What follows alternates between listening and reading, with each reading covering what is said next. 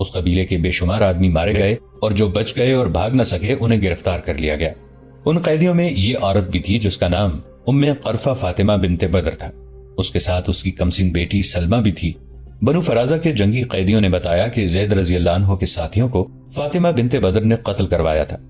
رسول اللہ صلی اللہ علیہ وآلہ وسلم کو بھی یہ بتایا گیا تھا کہ یہ عورت سراپا شیطان اور بڑا ہی حسین اور چلتا پھرتا فتنہ و فساد ہے۔ اس کے متعلق یہ بھی بتایا گیا کہ مسلمانوں کے خلاف اس کے دل میں اتنی زیادہ نفرت ہے کہ یہ کہا کرتی ہے کہ میں صرف اس مسلمان کو پسند کرتی ہوں جو مرا ہوا ہو۔ رسول اللہ صلی اللہ علیہ وآلہ وسلم نے اس عورت کے متعلق اس کے اپنے قبیلے کے لوگوں سے ہی یہ ساری باتیں سنی، اور یہ دیکھ کر کہ یہ عورت کتنے زیادہ آدمیوں کی موت کا باعث بنی ہے تو آپ صلی اللہ علیہ وآلہ وسلم نے اسے سزائے موت کا حکم دے دیا۔ حضور صلی اللہ علیہ وآلہ وسلم کے حکم کی تعمیل فوراً ہوئی اور اس عورت کو ہلاک کر دیا گیا۔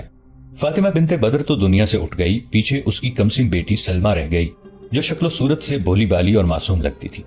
رسول اکرم صلی اللہ علیہ وآلہ وسلم نے اسے دیکھا تو اس پر رحم آیا کہ یہ لڑکی اپنی ماں کے گناہوں کی سزا بھگت رہی ہے۔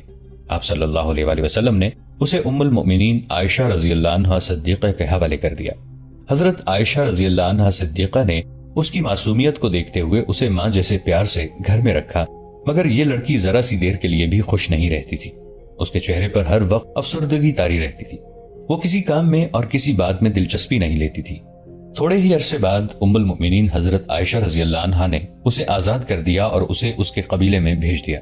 سلمہ جوانی کی عمر میں داخل ہو چکی تھی۔ وہ قبیلے کے کسی معمولی گھر کی لڑکی نہیں تھی، وہ قبیلے کے سب سے اونچے اور سردار خاندان کی بیٹی تھی۔ وہ جب اپنے قبیلے میں واپس آئی تو قبیلے کا بچہ بچہ اس کے استقبال کے لیے نکل آیا۔ اتنی خوبصورت اور جوان لڑکی کو مسلمانوں نے آزاد کیوں کر دیا ہے؟ استقبال کرنے والوں میں سے کسی نے کہا، یہ مسلمانوں کی چال معلوم ہوتی ہے۔ ایک اور آواز اٹھی، اس لڑکی پر اعتبار نہ کرنا، اس کی ماں کہاں ہے؟ سلمہ کے پہنچتے پہنچتے قبیلے میں یہ افواہ پھیل گئی کہ فاطمہ مسلمانوں کے پاس اپنی مرضی سے رہ گئی ہے اور اس نے اپنی بیٹی سلمہ کو کوئی الٹا سیدھا سبق دے کر یہاں بھیج دیا ہے۔ سب لوگ سلمہ کی واپسی کو مسلمانوں کا دھوکہ سمجھ رہے تھے۔ سلمہ کا استقبال کر کے جب اسے گھر لے جانے لگے تو وہ رک گئی۔ میں ابھی اپنے گھر میں قدم نہیں رکھوں گی، سلمہ نے اپنے عزیزوں سے کہا۔ میں پہلے بنو فرازہ کی غیرت کو جگانا چاہتی ہوں۔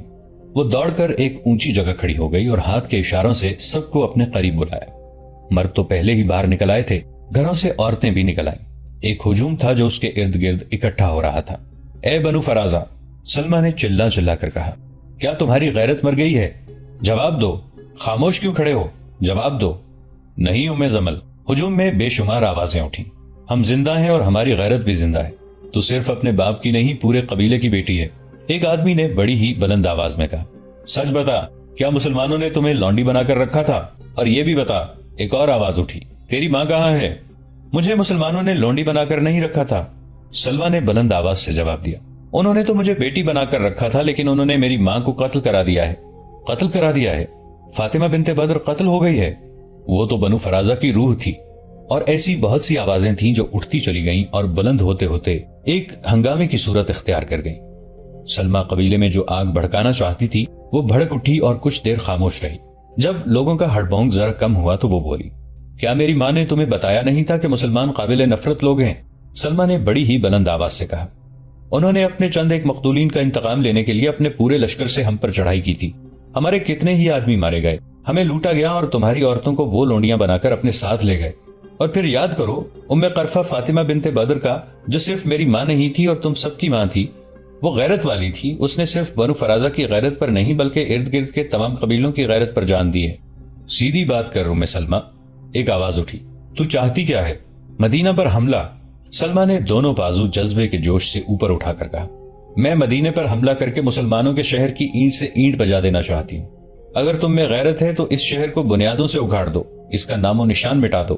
سلمہ نے لوگوں کو ایسا بھڑکایا کہ انہوں نے وہیں کھڑے کھڑے حلف اٹھانا شروع کر دیا کہ وہ سلمہ کو اپنا قائد تسلیم کرتے ہیں اور ایک لشکر کی صورت میں اس کا ساتھ دیں گے۔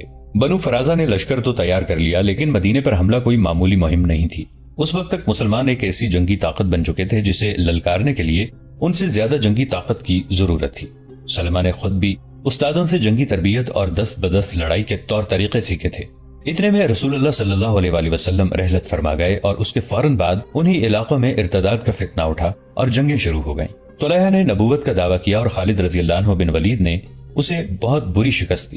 بنو فرازہ کے لوگ مارے گئے اور جو بچ گئے وہ ادھر ادھر کے علاقوں میں بھاگ گئے۔ ان کے کچھ اتحادی قبیلے بھی تھے جن میں غطفان، بنو سلیم اور بنو حواز خاص طور پر قابل ذکر ہیں۔ یہ سب خالد رضی اللہ عنہ سے شکست کھا کر بھاگ تو گئے، لیکن انہوں نے شکست تسلیم نہ کی اور ان کے سردار سلمہ کے ہاں جا پہنچے اور اسے کہا کہ وہ اس کے لشکر میں اپنے قبیلوں کو شامل کریں گے۔ سلمہ یہی چاہتی تھی، اس کے پاس اپنا لشکر تیار تھا۔ ان قبیلوں کے آدمیوں کو ساتھ ملایا تو اس کا لشکر اتنا بڑا ہو گیا کہ سلمہ مسلمانوں کے مقابلے میں آ سکتی تھی۔ ایک روز سلمہ اس لشکر کو لے کر قزاخہ کی طرف کوچ کر گئی۔ اس وقت خالد رضی اللہ عنہ بن ولید طلحہ کو شکست دے کر براخہ میں تھے۔ خالد رضی اللہ عنہ نے ہر طرف اپنے جاسوس بھیج رکھے تھے۔ انہیں قبل از وقت اطلاع مل گئی کہ ایک لشکر بڑا آ رہا ہے۔ خالد رضی اللہ عنہ نے لشکر کے پہنچنے کا انتظار نہ کیا اور اپنے لشکر کو تیار کر کے اس سمت کو چل پڑے جدھر سے سلمہ کا لشکر آ رہا تھا۔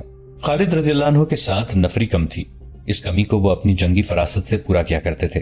اس موقع پر انہوں نے یہ سوچا کہ بنو فرازہ کا لشکر سفر کا تھکا ہوا ہوگا، اسے آرام کرنے اور آرام کے بعد جنگی ترتیب میں آنے کی مہلت نہ دی جائے۔ سلمہ کی ماں فاطمہ جنگ میں ایک سجے سجائے اونٹ پر سوار لشکر کے آگے آگے چلا کرتی تھی۔ وہ اپنے آپ کو اپنے اور دوسرے قبیلوں کی غیرت کی علامت سمجھا کرتی تھی۔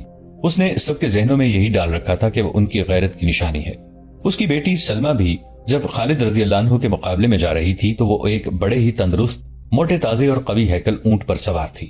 یہ اونٹ میدان جنگ کا تربیت یافتہ تھا۔ اس ایک اونٹ کے گرد 100 شتر سواروں کا گھیرا تھا۔ تمام اونٹ غیر معمولی طور پر تندرست و توانا اور بدمست تھے۔ ایک مورخ نے یہ بھی لکھا ہے کہ ان 100 اونٹوں کو شراب پلائی گئی تھی۔ ان کے سوار لمبی برچیوں اور تلواروں سے مسلح تھے اور وہ سب جوش و خروش سے نعرے لگا رہے تھے۔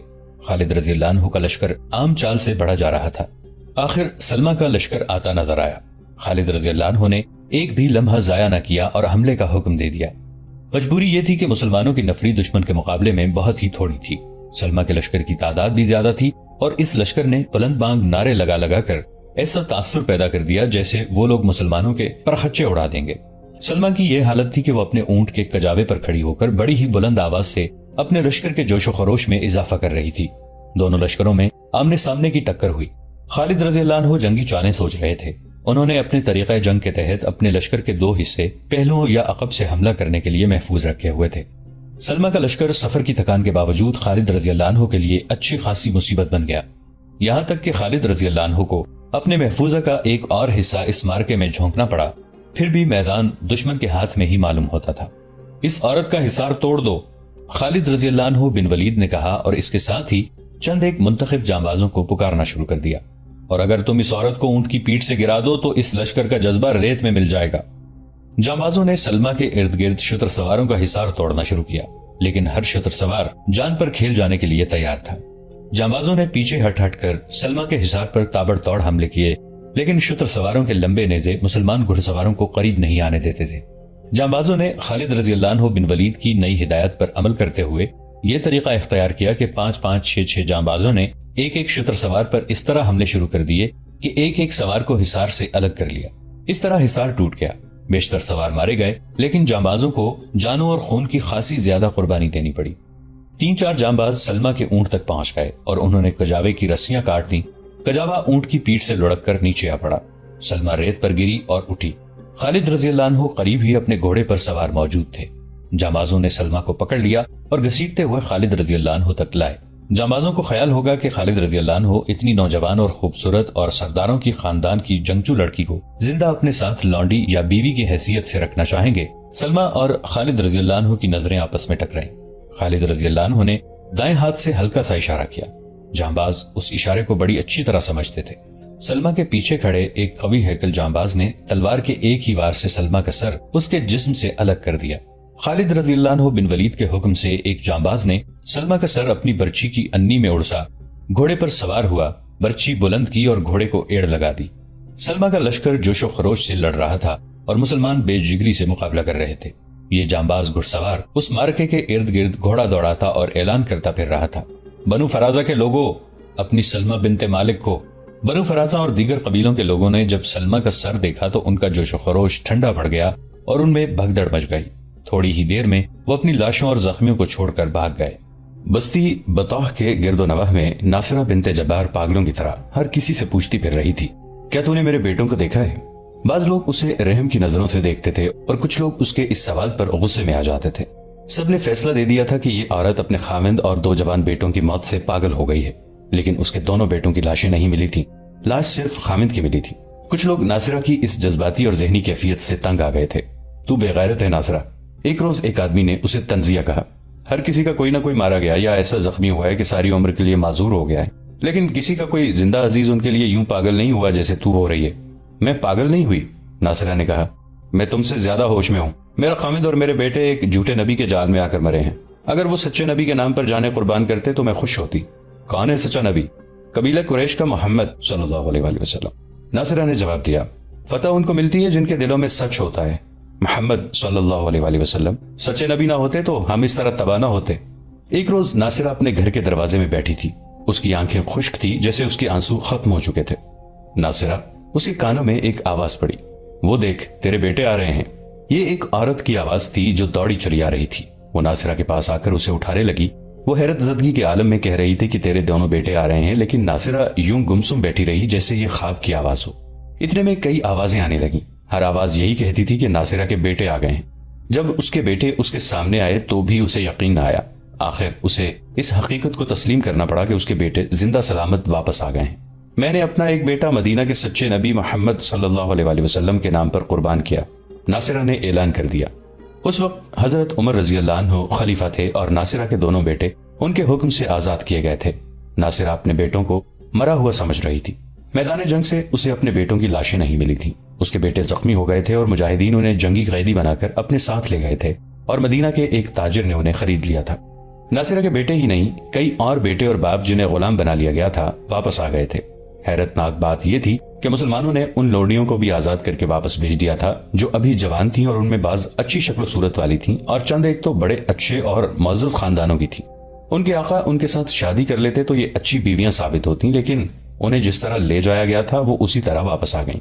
فتنہ ارتداد کا خاتمہ ہو چکا تھا۔ بہت سے مرتدین اب سچے دل سے ہلکا بگوش اسلام ہو گئے تھے۔ صرف ان لوگوں کے دلوں میں مسلمانوں کے خلاف قدورت رہ گئی تھی جن کے عزیزوں کو مسلمانوں نے غلام اور لونڈیاں بنا لیا تھا۔ عمر رضی اللہ عنہ کے حکم سے غلاموں اور لونڈیوں کو آزاد کر دیا گیا تو ان لوگوں کے دلوں سے قدورت نکل گئی۔ ان لوگوں نے اپنے نبی بھی دیکھ لیے جو عین لڑائی کے وقت بھاگ گئے یا مسلمانوں کے ہاتھوں مارے گئے تھے، وہ کوئی معجزہ نہیں دکھا سکے تھے۔ اس علاقے کے بے شمار گھروں میں اہل خانہ ناصرہ بنت جبار کی طرح اپنے عزیزوں کی واپسی پر خوشیاں منا رہے تھے۔ آزاد ہو کر آنے والوں نے جب بتایا کہ ان کے مسلمان آقاؤں نے انہیں ہمیشہ اپنے جیسا انسان سمجھا ہے تو لوگوں کی سوچیں ہی بدل گئیں۔ اس کی ایک مثال ناصرہ کی ہے جو اپنے 2 جوان بیٹوں کے غم میں پاگل ہوئی جا رہی تھی۔ اسے دونوں زندہ سلامت مل گئے تو اس نے ایک بیٹے کو رسول اللہ صلی اللہ علیہ وآلہ وسلم کے نام پر قربان کرنے کا اعلان کر دیا۔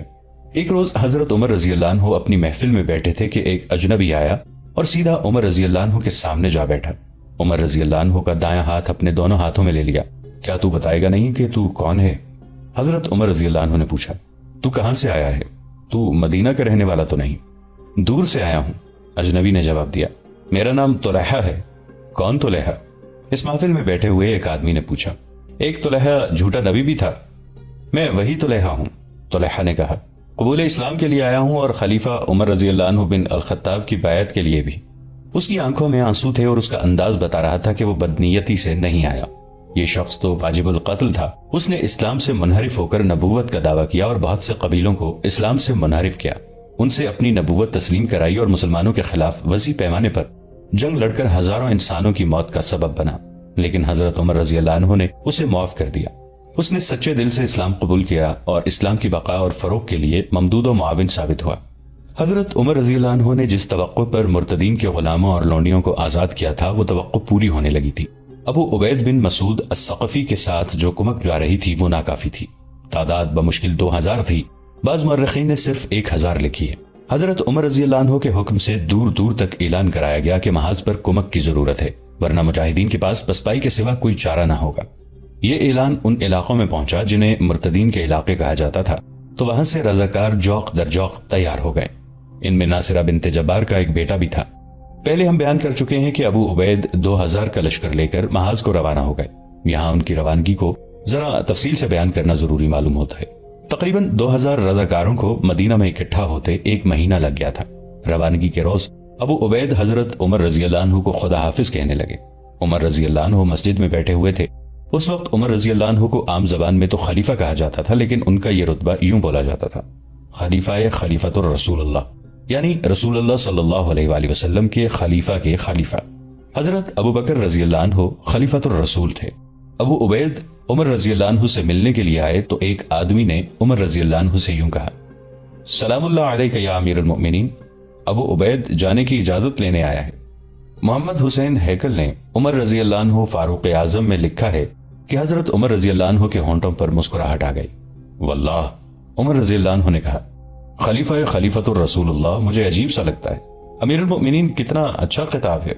اس وقت سے خلیفہ کو امیر المؤمنین کہا جانے لگا۔ دو روایتیں اور بھی ہیں جو ابن عساکر نے اپنی کتاب تاریخ دمشق میں لکھی ہیں۔ ایک یہ کہ حضرت عمر رضی اللہ عنہ کو سب سے پہلے امیر المؤمنین کہنے والے مغیرہ رضی اللہ عنہ بن شعبہ تھے۔ دوسری روایت یہ ہے کہ سب سے پہلے عمر رضی اللہ عنہ کو امیر المؤمنین کہنے والے عمر رضی اللہ عنہ بن العاص تھے۔ واقعہ یوں بیان کیا گیا ہے کہ حضرت عمر رضی اللہ عنہ نے عراق کے امیر کو خط لکھا تھا کہ دو ایسے ذہین اور معزز آدمیوں کو میرے پاس بھیجو جو مجھے عراق کے داخلی اور خارجی امور کے متعلق ہر سوال کا جواب دے سکیں۔ امیر عراق نے عدی بن حاتم تائی اور لبید بن ربیعہ کو بھیجا۔ یہ دونوں مدینہ میں آئے اور اپنا سامان مسجد میں رکھا۔ عمر رضی اللہ عنہ بن العاص مسجد میں موجود تھے۔ ان زعماء نے عمر رضی اللہ عنہ بن العاص سے کہا، امیر المؤمنین سے ملاقات کی اجازت لے دیں۔ خدا کی قسم تم دونوں نے ٹھیک کہا ہے۔ عمر رضی اللہ عنہ بن العاص نے کہا، عمر رضی اللہ عنہ امیر ہیں اور ہم مؤمنین۔ عمر رضی اللہ عنہ بن العاص نے حضرت عمر رضی اللہ عنہ سے اسی طرح خطاب کیا، امیر المؤمنین۔ عمر رضی اللہ عنہ مسکرائے اور یہ خطاب پسند کیا۔ بہرحال عمر رضی اللہ عنہ نے اپنے دور خلافت کے اوائل ہی میں امیر المؤمنین کہلانا پسند کر لیا تھا۔ اس کے بعد ہر خلیفہ امیر المؤمنین کہلایا۔ بات ہو رہی تھی ابو عبید کی روانگی کی۔ ابو عبید مدینہ سے نکلے تو ان کے ساتھ تقریباً 2000 مجاہدین تھے، اور جب وہ ان مرتدین کے علاقوں میں داخل ہوئے جو اثر نو مسلمان ہو چکے تھے تو ان کے لشکر کی تعداد 4000 ہو گئی، اور جب ان علاقوں سے نکلے تو یہ تعداد 10,000 ہو گئی۔ اس لشکر میں اکثریت ان مسلمانوں کی تھی جنہیں مسلمہ کذاب، طلحہ اور سجاح جیسے جھوٹے نبیوں نے اسلام سے منحرف کر دیا تھا۔ آخر ان کی آنکھیں کھل گئیں اور وہ اسلام کے دائرے میں واپس آ گئے اور ایک جنگی قوت بن گئے۔ یہ حضرت عمر رضی اللہ عنہ کے اس جرأت مندانہ فیصلے کا حاصل تھا کہ جنگ ارتداد میں جنہیں غلام اور لونڈیاں بنایا گیا تھا انہیں آزاد کر دیا جائے۔ حضرت عمر رضی اللہ عنہ اپنا یہ عہد پورا کرنے کو بےتاب تھے کہ فارس یعنی ایران کو فتح کرنا اور زرتشت کے پجاریوں کے اس ملک میں اللہ کی حکمرانی قائم کرنی ہے۔ پہلے ہم بیان کر چکے ہیں کہ رسول اکرم صلی اللہ علیہ وآلہ وسلم نے مختلف ملکوں کے بادشاہوں کو قبول اسلام کے لیے تحریری پیغام بھیجے تھے۔ ان میں ایک پیغام قیصر روم کو بھیجا گیا تھا جو ایک صحابی وجیہ کلبی رضی اللہ عنہ لے کر گئے تھے۔ قیصر روم نے اس پیغام کو ٹھکرا دیا تھا۔ اس وقت قیصر شام میں تھا۔ وجیہ کلبی رضی اللہ عنہ اپنے مختصر سے قافلے کے ساتھ واپس آ رہے تھے تو چند ایک شامی عربوں نے ان پر حملہ کر دیا اور ان کا تمام تر سامان، خوراک اور پانی لوٹ لیا۔ ان کے اونٹ بھی لوٹ لیے گئے۔ رسول اللہ صلی اللہ علیہ وآلہ وسلم نے بصرہ کے حکمران کو جو پیغام بھیجا وہ حارث بن عمیر لے کر گئے تھے، لیکن انہیں ایک عیسائی عرب عمرو بن شرجیل نے موتا کے مقام پر روک کر قتل کر دیا تھا۔ حارث بن عمیر کے ساتھ 3 محافظ تھے۔ عمرو بن شرجیل نے انہیں واپس بھیج دیا۔ رسول اللہ صلی اللہ علیہ وآلہ وسلم نے 3000 مجاہدین کے لشکر کو موتا کی طرف روانہ کیا۔ دوستو آج کے لیے اتنا ہی۔ اسی کہانی کی اگلی قسط کے ساتھ بہت جلد حاضر ہوں گے۔ نیچے کامنٹ سیکشن میں اپنی رائے کا اظہار ضرور کیجیے گا۔ ہمارے اس چینل کو سبسکرائب کر کے نیچے موجود بیل آئیکن کو بھی ضرور کلک کیجیے گا۔ اگلی ملاقات تک کے لیے ہمارا اور آپ کا اللہ نگہبان۔